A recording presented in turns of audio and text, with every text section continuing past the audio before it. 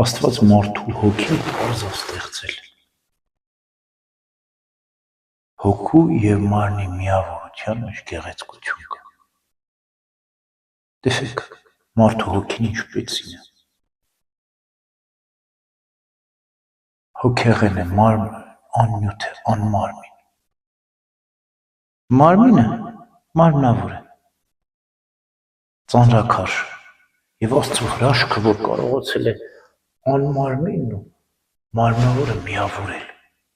մեկ դարձնել։ Տես ինչ հրաշք է մարդու մեջ կատարվում։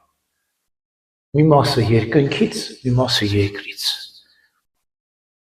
Մարդը խիղճ ինչու է միշտ նայում երկնքին, կարոտում, որտեղ իր մեջ երկնային հոգի կա, տիեզերքը կա, աստղերը կան, արեգակը կա։ Բայց մյուս պահին նայում է երկրին, տեսնում է, որ պիտի ուտի, խմի, հագնվի։ Այսինքն մարդու մեջ այդ երկուսն էլ կա, հոգևորն ու մարմնավորը, երկու աշխարհ կա։ Եվ դրա մեջ բարիք կա, որտեղ մարդը մտքով, հոգով կարող է ճանաչել Արարչին Աստծուն, իսկ զգայարաններով, աչքերով, ականջներով, ձեռքերով, ոտքերով, մտքով քննելով ճանաչել Արարչությունը, հոգով Արարչին, մարմնով արարածներին և կրկնակի շահ ունենալ։ Ամեն ինչից մարդը կարող է շահ ունել։ Մարդը ներքին իր գիտակցությամբ կարող է Արարչին ճանաչել, արտաքին զգայարաններով արարածներին։ Եվ մարդը դառնում է ամբողջ արարչության կապող օղակը։ Երբեմն մարդկությունն ասում է, որ Աստված ստեղծեց ամեն ինչ, մնաց երկնքում։ Չէ, չմնաց երկնքում։ Աստված մարդուն ստեղծեց, որ կապող օղակ դարձավ երկնքի ու երկրի հրեշտակների և մյուս արարածների։ Որովհետև մարդը կենդանիների նման զգում է, բույսերի նման աճում է, տարրերի նման նյութ է, բայց նաև հրեշտակների նման մտածում է, խորհրդածում է, և այսպես կապող օղակը դարձավ Արարչի և արարածների մարդը։ Եվ հենց մարդու այս տեսակն էր, որ թույլ տվեց, որ Աստված մարդանա։ Որտև մարդը հոգի և մարմին է, դրա համար էլ Աստված մարդ դարձավ։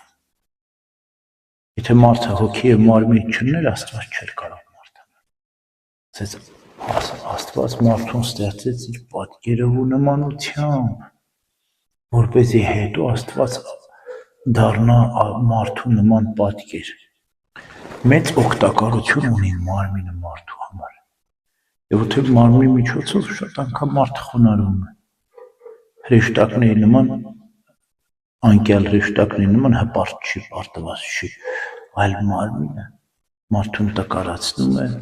մարդ հոգնում է, հիվանդանում է և դրանով խոնարհվում է, և այդ խոնարհության մեջ Աստծո զորությունը կա։ Ասում է, քո մարմնի մեջ է քո խոնարհությունը։ Դու պիտի կարողանաս գտնել քո մարմնի միջոցով խոնարհվել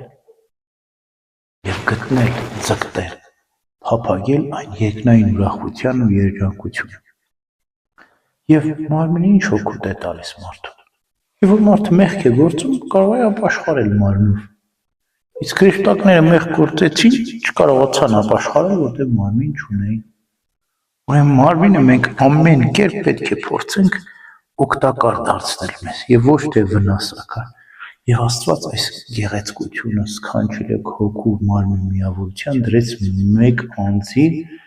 մեկ դեմքի և մեկ բնության մեջ։ Ինքը մեր ասում ենք մարդ, հասկանում ենք հոգի, միտք, մարմին միասին, ամբողջական հոգի ու մարմին։ Երբեք չենք տարանջատում։ Տարանջատումը լինում է մահվամբ, մարմին առանց հոգու մահ։ Բայց կրկին միավորվում է, անգամ մարմնի հոգու միավորությունը ապահովում է մեռելների հարություն, որտեղ քանի որ մարմինը գործել է, ինչ-որ գործել է մարմնում, հոգով է գործել, և հոգով ու մարմնով էլ պետք է միավորվի ու պատասխան տա իր արածների համար, թե բարին և թե չար։ Ուրեմն շատ կարևոր է հոգու մարմնի միավորությունը զգալ, ապրել եւ ներդաշնակության մեջ ապրել։ Եվ մարդը ինչ որ անում է, իրեն է անում, ասում է ժողովուրդը։ Ինչ որ մենք անում ենք, ինչ որ սերմանում ենք, վաղը պետք է հնձենք։ Եթե մենք լսում ենք հոգու ձայնը եւ փորձում ենք հոգով կարգավորել մարմնի կյանքը, հոգին էլ է շահում, մարմինն էլ է շահում։ Բայց երբ որ մենք փակում ենք հոգու առջև, հոգու ձայնը, միտքը չի լսում հոգու ձայնը, չի ուզում, չի փափակում հոգևոր բարձրարժեք կյանքի, մարմնավոր է, նյութական է դարձնում իր կյանքը։ Այն ժամանակ մարմինը իր հետևից տանում է հոգին, իսկ հոգին տանջում է, հոգին չի կարող զուտ մարմնավոր կյանքով ապրել։ Աստված հոգին նուրբ է ստեղծել, սուրբ է ստեղծել, ինքը կոպտություն չի սիրում, իսկ մարմինը սիրում է կոպտություն։ Եթե մենք լսենք հոգու ձայնը, մարմինը միշտ ծիկ կպահենք եւ չենք ընկնի մարմնավոր ցածր մեղքերի մեջ եւ հոգին կապրեցնենք, մարմինն էլ առողջ կլինի, ուրախ կլինի, զվարթ կլինի եւ մարմինը հոգուց շնորհակալություն կհայտնի, որ լսել է եւ իրեն հնազանդվել է եւ ամենակարևորը ուրախ կլինենք, երջանիկ կլինենք։ Մարդու կյանքի նպատակն ինչն է, ուրախանալն է։ Եվ եկեղեցու սուրբ ասում են, որ մյուս մարմնավոր արարածներից ոչ ոք չի ուրախանում։ Միայն մարդն է ուրախության ընդունակի։ Իմաստասերներն այդպես են ասում են, միայն մարդն է ուրախության ընդունակ։ Եվ հրեշտակները, որոնք հոգեղեն են։ Եվ մարդը ուրիշ արարած չի կարող ուրախանալ։ Բնազդով ապրում է միայն։ Իսկ այդ ուրախություն մարդու կյանքի իմաստուն նպատակն է վերջնական։ Ուրեմն հանուն ուրախության պետք է ապրենք